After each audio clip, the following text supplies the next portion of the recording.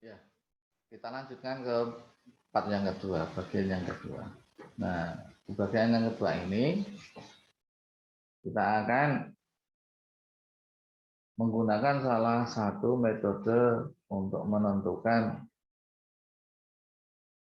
tingkat kekakuan. Ya, tadi kekakuan kan ada casual, ada starter, ada strict dan ada quick. Ya, ada yang biasa, ada yang lebih eh,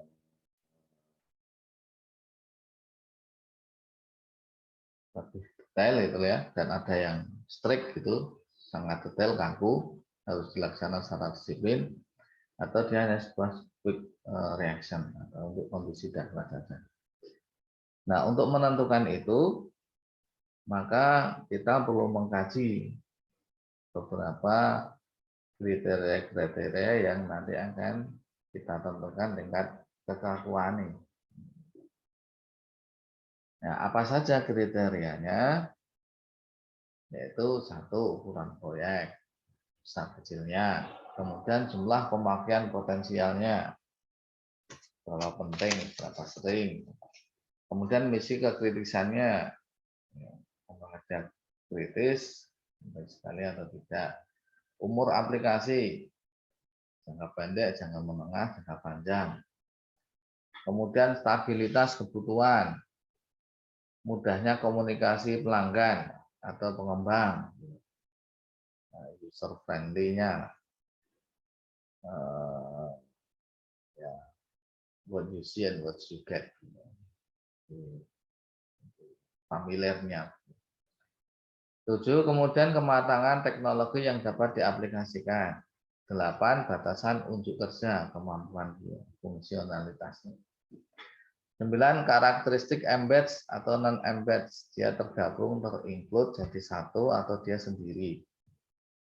Staffing proyek, kemudian yang 11 interoperabilitas dari kemampuan sistem informasi ini untuk berkomunikasi dengan sistem yang lain.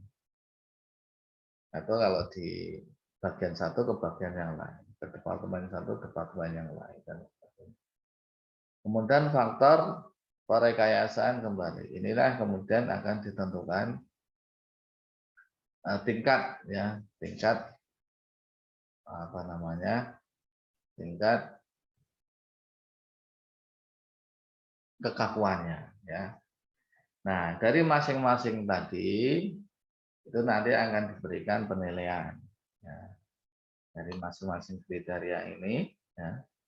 Kriteria yang sampai 1 sampai dengan 12 ini nanti akan dipakai terhadap proyek sistemasi yang sedang kita kembangkan. Jadi ketika kita membangun sebuah proyek sistemasi, software aplikasi, ya maka kemudian bagaimana ukuran proyeknya, nilainya berapa nih,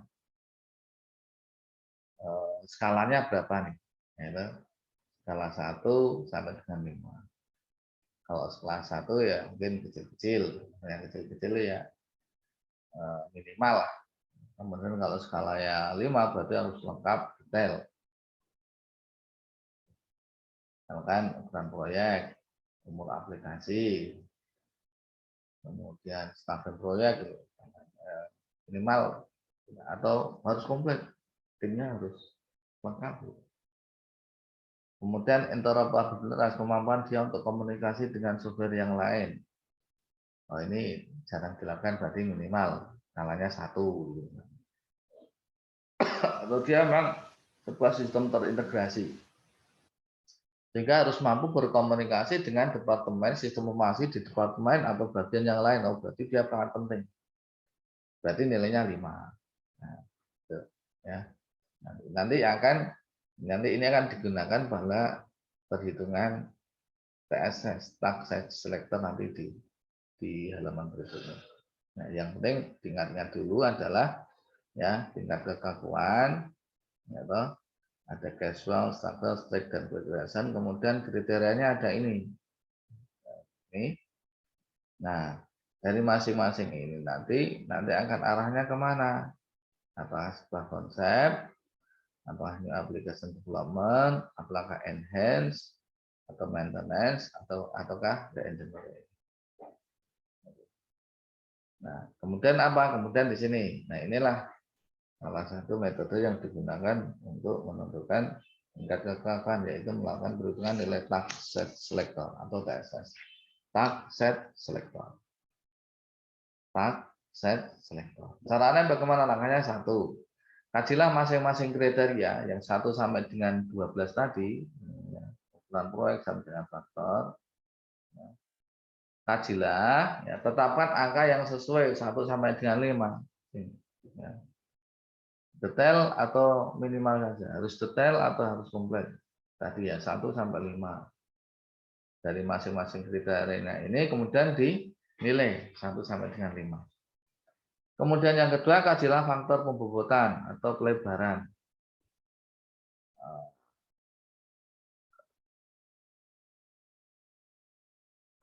Diberi bobot, nanti ada contohnya, dibobot lah, bisa dibobot antara 0,8 sampai dengan 1,2 atau bisa dirubah sesuai dengan kebijakan yang ada di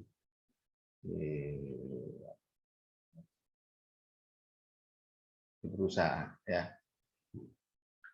Nah, ini dibobot, nanti kemudian dibobot masing-masing ini. Bobotnya berapa? Umur aplikasi, bobotnya misalkan karena dia akan dalam jangka panjang, berarti 1,2 karena jangka panjang. Atau mungkin karena dia tidak begitu berkomunikasi dengan software lain, ya 0,9 karena hanya kadang-kadang saja digunakan dalam berkomunikasi terintegrasi dengan yang lain gitu. Ini bobotnya. Nah, kemudian entry point multiplier ini adalah nanti diberikan angka 0 atau 1 terkait dengan relevansi atau hubungan kriteria adaptasi yang 1 sampai dengan adaptasi dengan tipe proyek. Tipe proyeknya apa? Ini kan kriteria ya. Kriterianya ini, tipe proyeknya itu di sini. Oh, relevansi apa nih?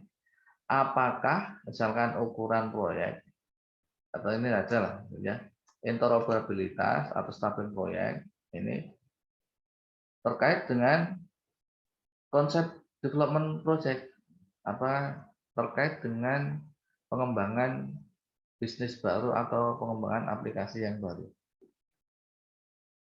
Staffing project, oh tidak ya, berarti 0.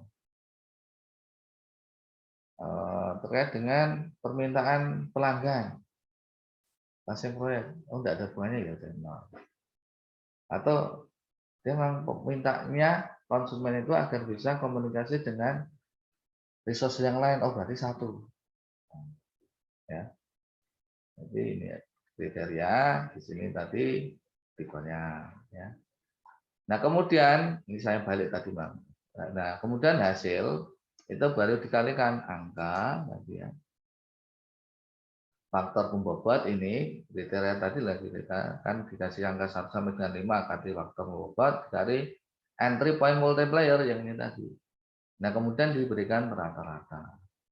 Nah, dari rata-rata itu kemudian nanti akan muncul apakah angkanya itu ya TSS tadi ini sudah ini dihitung ya, kriteria ditentukan, pembuatnya sudah ditentukan, entry plan sudah ditentukan, kemudian di rata-rata ya, maka itulah yang disebut dengan TSS. Ya, TSS semua tadi sudah dientrikan di kolom, nah kemudian itulah disebut TSS atau rata-rata. Nah, rata-rata itu nanti akan disesuaikan di sini. Apakah rata-ratanya atau TSS-nya kurang dari 1,3, berarti nanti tingkat kekuatannya adalah casual di sini. Casual. Oh, casual. Nah, untuk menentukan itu. Kalau nilainya itu antara 1 sampai dengan 3, obstructed. Kalau di atas 2,4 berarti straight. Nah, sekarang nanti kita akan ke contoh. Contohnya di sini. Nah, kita akan langsung ke contoh. Contohnya di sini. Ini ya, yang sini. Nah, Ini tadi kriteria 1 sampai dengan 12 tadi, ukuran proyek dan sebagainya. Kemudian diberikan skala. Ya. Oh, ini tugasnya yang kecil atau minimal 5, 2 ya. Oh, ini kekritisan bisnisnya harus detail, komplit. Berarti nilainya 4. Kemampuan untuk komunikasinya penting sekali, harus terus 4. Kemudian dibobot. Buat ukuran proyek 1,2 dibobot. Nah, kemudian jumlah pemakaian 1,1. Umurnya 0,9 karena dia selalu ada pengembangan, ya tidak begitu lebar, 0,9 dan sebagainya. Nah, kemudian entry point multiplier-nya tadi, relevansi antara kriteria dengan tipe proyek, kriteria ukuran proyek dengan cons. Ini adalah konsep development project. Untuk konsep bisnis baru, oh nggak ada, ya udah 0, kosong. Kemudian ukuran proyek terhadap new application development project, permintaan pelanggan ukuran proyek. Oh, baik, hubungannya adalah memang dibutuhkan, berarti ada indikasinya ada 1. Kemudian umur misalkan dan seterusnya sampai faktor rekayasa ulang. Ada hubungannya udah 0.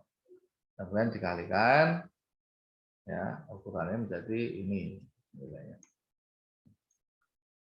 Dikalikan ketemu ini. Nah, kemudian TS adalah rata-rata.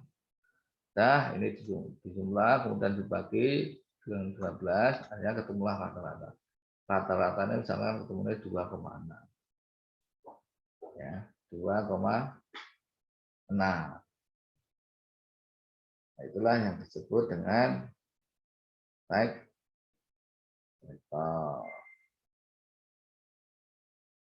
Ya, sekali lagi ukuran proyek ada kriteria ya, dikasih nilai dari bobot, faktor multiplier, hubungan antara kriteria dan tipe proyek, yang kemudian dikalikan ketemulah angka ini gitu, ini ya ini, kemudian dirata-rata ketemulah yang disebut dengan tag set selector.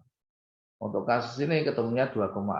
2,6 berarti dia bertipe di sini tadi. Atasnya 2,6 kan di sini. Berarti dia tipenya structure.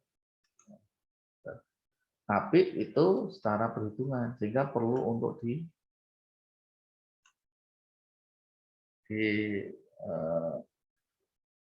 dikaji ya. Dikaji itu begini kan. Bahwa rumus-rumus, formula, metode, teknik atau teknologi lah itu adalah alat bantu. Keputusan akhir itu tetap ada di pimpinan. Ya, sekali lagi, jangan sampai kita kaku ya, kaku dalam pengambilan keputusan. Oh kalau hasil perhitungannya itu seperti ini harus seperti ini, ya enggak, tidak ya, tidak. Tapi itu adalah sebuah alat bantu dalam kita mengambil keputusan.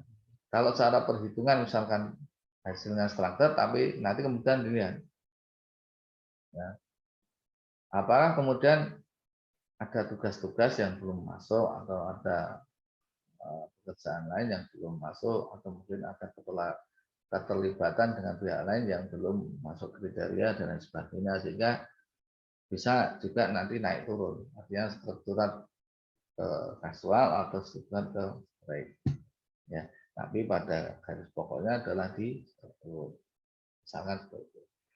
Sehingga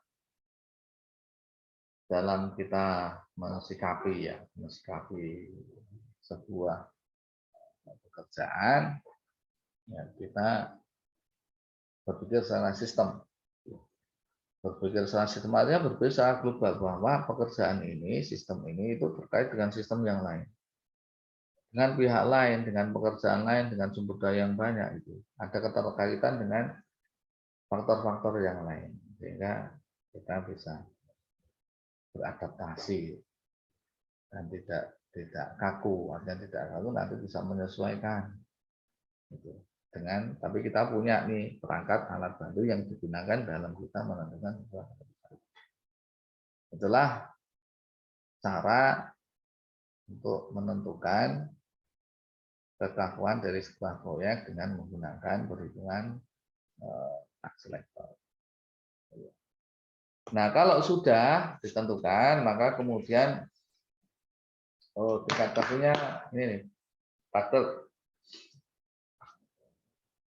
atau detail atau biasa gitu. Nah, kalau sudah ditentukan, kemudian barulah menentukan tugas-tugas. Ya, di antaranya penentuan ruang lingkup, perencanaan konsep, perkiraan resiko teknologi, bukti dari konsep mendemonstrasikan viabilitas. Ini maksudnya ini kemampuan dia untuk bertahan hidup. Apakah nanti dia akan bisa bertahan untuk jangka panjang dengan serangkaian perubahan-perubahan dinamika yang terjadi di lingkungannya. Implementasi konsep di dalam rangka tadi melakukan pendekatan terhadap tugas-tugas, kemudian reaksi dan lain sebagainya. Kemudian dilakukan pemilihan penjaringan tugas-tugas mayor untuk bisa menghasilkan sebuah jadwal proyek yang lengkap ya, dengan waktu dan lain sebagainya tadi, maka kemudian dibagi mana yang tugas besar, tugas utama, dan mana tugas mendukung, dan mana tugas yang kecil. Nah, ini silakan ditentukan. Oh, ini yang utama nih, penting harus. Ini yang sekunder dan sebagainya. Menentukan jaringan tugas. Jaringan tugas merupakan representasi grafik dari aliran. Jadi suatu pekerjaan itu, suatu tugas atau suatu task ya. Ini keterkaitannya dengan tugas yang lain seperti apa?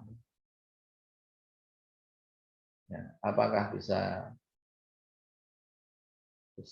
ketemu atau harus jalan sendiri? Nanti ketemu di suatu saat di titik yang lain dan lain sebagainya. Seperti itu ya. Jadi penentuan ya, pilih tugas, disaring, kemudian ditentukan jaringannya. Nah, sebenarnya ini mirip dengan metode yang sudah pernah kita pelajari di operational research. Sebenarnya mirip, sehingga konsepnya juga bisa diterapkan di pengembangan di sini. Sehingga kenapa hampir matematika yang kita pelajari itu ada keterkaitan antara satu dengan yang lainnya. Nah, masuk dalam pengembangan proyek sistemasi ini juga untuk teknik ya, pengkajian ya, teknik penjadwalannya bisa menggunakan metode PART and CPM ya. PART dan CPM. Sehingga nanti akan memunculkan perencanaan itu dalam bentuk estimasi ini. Saya lihatkan ya. Ada bentuknya seperti ini ya, bentuknya seperti ini. Kita contohkan ya, PART and CPM seperti ini. Ya. Nah, jadi ketika kita menggunakan maka kita akan bisa melakukan estimasi kerja. Misalkan letaknya di mana? Di sini. Kemudian ada pembagian task kerja. Urutannya seperti apa? Nanti sampai bekerja seperti apa?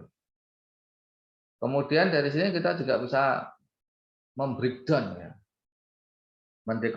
Mendekomposisi fungsi dari produk atau dari sistem atau dari kemampuan ya. Kemudian pemilihan tipe proyek dan rangkaiannya. Pilih jalurnya seperti ini nih. Nah, ini kita juga bisa menggunakan metode PAT and CPM.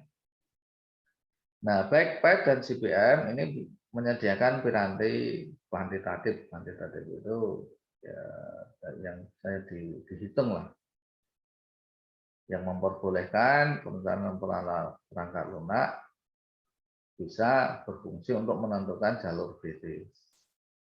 rantai tugas yang menentukan durasi proyek. Jadi kalau kita sudah bisa menentukan tingkat-tingkatnya ini, urutannya ini, setelah ini mengerjakan ini, maka nanti juga akan bisa ketemu lama waktu penyelesaiannya itu sekian.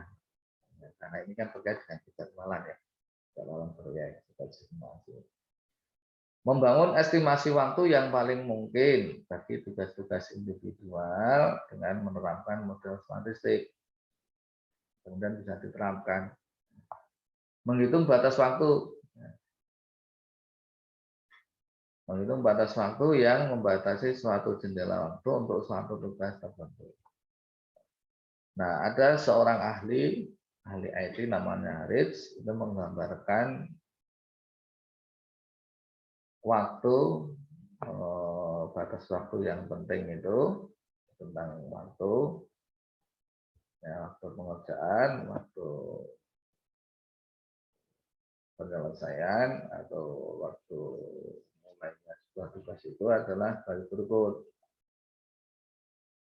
Ya, ini pendapatnya Rich, seorang ahli IT terkait dengan penggunaan part dan CPM itu ya.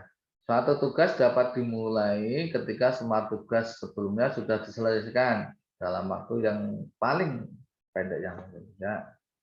Kalau A sudah selesai, nah kemudian ya dimulai dengan tugas berikutnya. Atau C bisa dimulai kalau A sudah selesai. D bisa dimulai kalau A itu sudah selesai. Waktu paling lambat untuk menginisiasi atau mengawali tugas sebelum waktu penyelesaian proyek minimal ditentukan. Waktu paling lambat untuk memulai menginisiasi tugas sebelum waktu penyelesaian proyek minimal ditentukan. Penyelesaian waktu awal adalah jumlah dari waktu mulai paling awal dari durasi tugas. Waktunya berapa lama? 3 menit, 3 bulan, 3 hari, 3 periode. Selesai paling akhir adalah jumlah dari waktu mulai paling lambat ditambah ke durasi tugas. Tugas plus waktu. Total load yaitu jumlah waktu surplus atau waktu ekstra yang diperbolehkan dalam penjadwalan tugas sehingga jalur garis jaringan terjaga sesuai dengan jadwal. Ya. Sehingga PERT dan CPM ini bisa digunakan dalam melakukan penjadwalan terhadap tugas pengembangan proyek sistem informasi. Nah, dalam membuat sebuah jadwal proyek, maka perencana biasanya memulainya dengan serangkaian tugas, jenjang kerja, dan lain sebagainya. Itu nanti bisa digambarkan dalam bentuk diagram timeline. Contohnya diagram timeline itu seperti ini.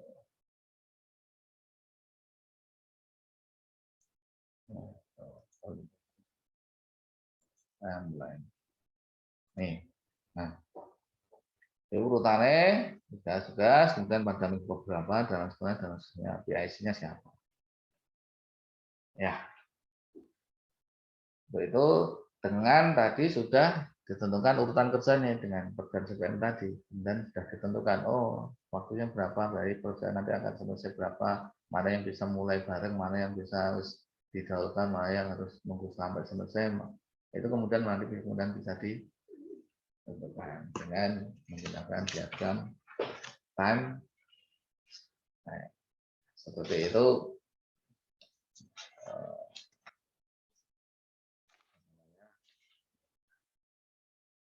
tentang penjadwalan ya, penjadwalan dan perhitungan kesatuan dengan menggunakan metode.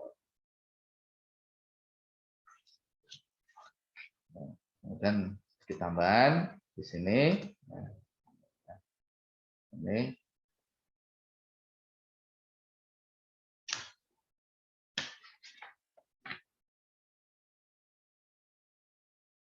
nah ini ya, rencana proyek estimasi diproduksi pada titik Puncak tugas-tugas perencanaan yang memberikan biaya dasar. Rencana proyek digunakan kepentingan lain yang berbentuk dokumen singkat, yaitu